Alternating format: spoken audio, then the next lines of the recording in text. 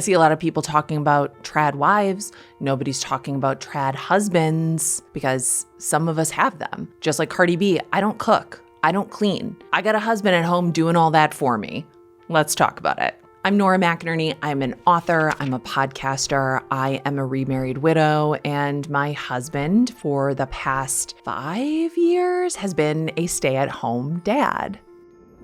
Matthew being a stay-at-home dad is a karmic rebalancing for the generations of women who did exactly what he does. It is a true act of feminism. It is a political statement. It's actually just what works for our family, and I'm going to tell you all about it. Matthew's been a stay-at-home dad since 2019. We blended our family in 2016, making our grand total of children 4 kids. Matthew had a really successful career. I had a successful career. We were working, dropping kids off, grocery shopping, doing all of the things that every married couple with children has to do here in America. It was a lot. At the time in 2016, we had a high schooler, a middle schooler, a kindergartner, first grader maybe, and a baby, an actual baby. Both of us worked a lot. Both of us really liked our careers. We did not see a whole lot of each other. There was a point in our marriage where we ran into each other at the airport, and I thought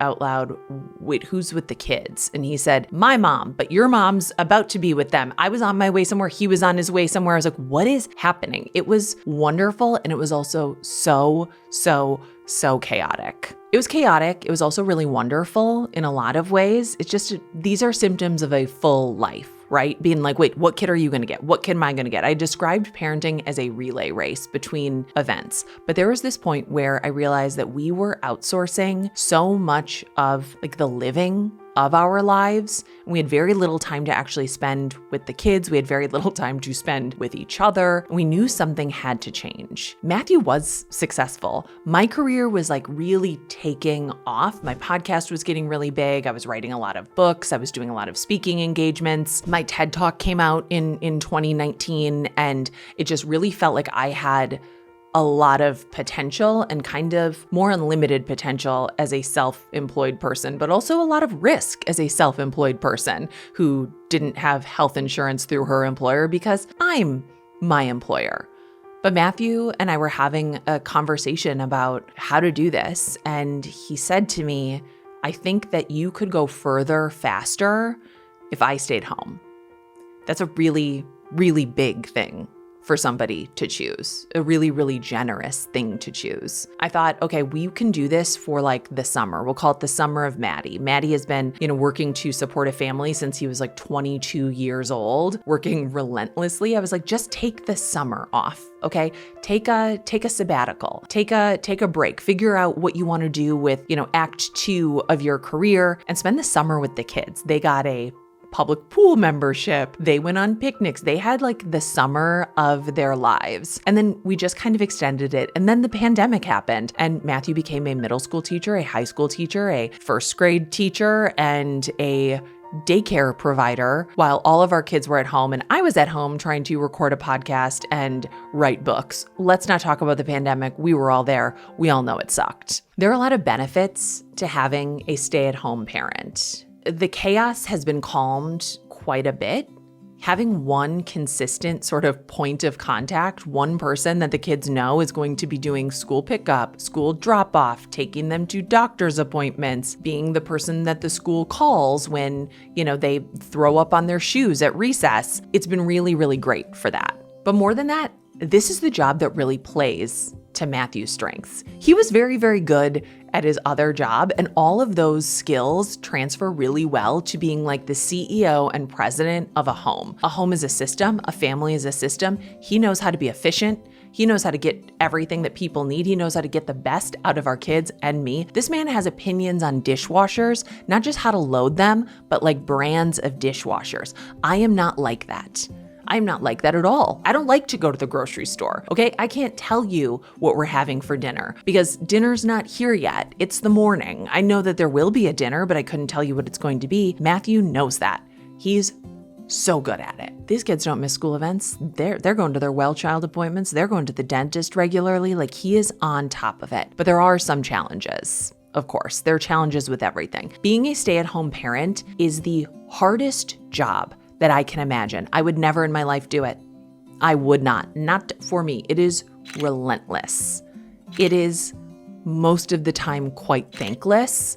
It is more work than any 9-to-5 or 9-to-9 job that you can imagine. And he did end up taking on a little too much. I did start acting a little bit as though he were a 1950s housewife and I were a 1950s husband. Like, oh, I don't have to think about anything. He's taking care of it, right? Like, I pretty much started coming home from work and being like slapping his butt and being like, what's for dinner, toots? It's not the best. So what's life like having a stay-at-home husband? Honestly, it's pretty sweet. Matthew wakes up early with the kids, gets them breakfast. I wake up a little bit later. I'm present for breakfast, but I'm not contributing to the meal. He does bring me coffee in bed. It's gonna make you hate me, God. But he does. He brings me coffee in bed. He makes the best coffee. I wake up a little slower. I drop off one kid and go to the studio here. He drops off the other kid. He cleans up the kitchen while I'm at work. He does laundry. This man is so good at laundry. My laundry has never been better. My clothes are in great shape. He folds my underwear into thirds and organizes it. This guy's the best. He books the doctor's appointments. He takes care of the house, taking care of a house and a yard and 2 dogs and several hamsters and a bunny. That's a lot of work. He does all of that. We do have a cleaning lady who comes every other week because that level of cleaning is a lot for one person to take on. And I do clean the bathrooms every Sunday with the kids. I just love cleaning bathrooms. That's kind of a peaceful thing for me. We clean bedrooms and bathrooms every Sunday, make our beds, tidy up, all of that stuff. Matthew does the grocery shopping. Matthew cooks dinner. God, what do I do? I do make dinner twice a month. Every time I do it, I'm like, I can do this. I don't even mind it. It's kind of fun. I just need to be told what to do. I am a bad husband. Oh man. Every time somebody posts a TikTok video that's weaponized incompetence in men, I'm like, it's not just men. I weaponize my incompetence. I definitely do that. And that's what it's like being a woman in a male-dominated field, okay? Not everyone can do that, but I can. Obviously, having a stay-at-home husband has different challenges, and one of those challenges is gender stereotypes. It is not as though women are somehow more skilled at taking care of children or doing laundry or cooking or cleaning or any of those things. That is just kind of what we've been socialized to do. That is Matthew's strength. That said, people really don't get it. There's a lot of people who do not get it. Even though I have Matthew listed as the primary contact for every school, they call me first. If a kid is sick or something has happened and I'm like, I'm at work. You got to call their dad who is standing by waiting to take this phone call. Thank you. He's available. I am not available. That's why his number is listed first. If there was any doubt in my mind about the dismissal of the value of stay-at-home mothering, my eyes were opened once Matthew became a stay-at-home dad. Because there are times when people ask what he does and he says what he does. Oh, I stay home, I take care of the kids. And you can see people completely write him off, completely disinterested in him and his life. The implication is almost like, oh, you can't do something else? Who would choose to stay home and do that, especially a man, when really that's such vital, important work. It is such deeply, deeply important work to be there and be present for your kids, to make a home, make a house into a home, to be a consistent and dependable person. It just, watching people kind of dismiss that has made me even more defensive of stay-at-home moms too. Just any kind of stay-at-home parent. I'm it's actually a very, very vital role. Okay. And some people, me, can't do it, but I do demand that you put respect on that as a profession. There's also the guilt. My mom guilt is, has been cranked up a little bit by the fact that there are things that I am not doing that I know a lot of other moms are doing for their kids. So even though it's Matthew's job, that's his role in our family, I still feel bad when I am not the person doing it. If that makes no sense, neither does mom guilt in general. Neither does parent guilt in general. It is dumb. It is a waste of time. And yet here we are.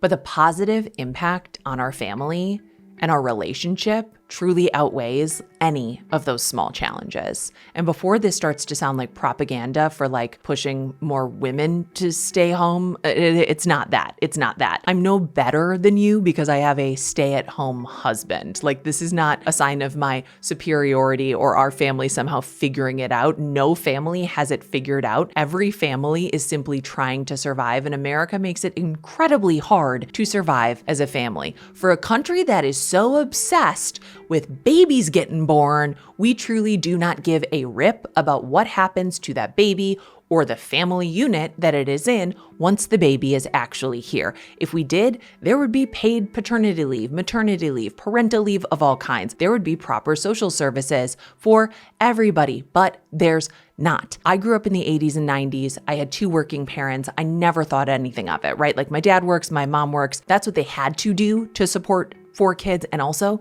my mom liked her job. My dad liked his job. I always felt loved. I always felt cared for, but we are not living in the same economy as our parents were, as the boomers were. It is nearly impossible for families to live now, whether or not both parents work, if there are 2 parents, of course. And the cost of childcare often negates one person's income anyway. You're just working to pay for childcare. That was actually the position that we were in when I had that last baby and he went to daycare. What I got paid for the podcast was half of what a year of daycare cost. It was nuts. It feels impossible sometimes because it is impossible. And this is just what works for our family right now. But the kids are getting older and things are changing. You change with the times, and Matthew has started working here and there. A few years ago, he took on some freelance work, an architect here in Phoenix, and over the past year, with both of the little kids in school and the big kids away at school, he started working with me, like for me. He is such a good deal. He's an unpaid intern who brings all of that like corporate America experience to like my feral self. Turns out he's actually very, very smart, and it's been a pleasure. This was not like the plan. This was not the plan when we met. This is not the plan when we finally got married. This is just what worked for our family. And if I can advocate for anything, it is finding the system, the arrangement, whatever it is that works for you and your family. Outside of social pressure, outside of like gender norms, whatever that is, figure out what actually works for your family. And it might take a lot of trial and error. You might get to the point where you're like, we know something has to change, but we don't know what. I would love to hear from stay-at-home moms. I would love to hear from stay-at-home dads. I would love to hear from parents who both work, parents where one works. I just want to know how other people do things, because I think the more that we share about these situations, the more we can normalize all of it.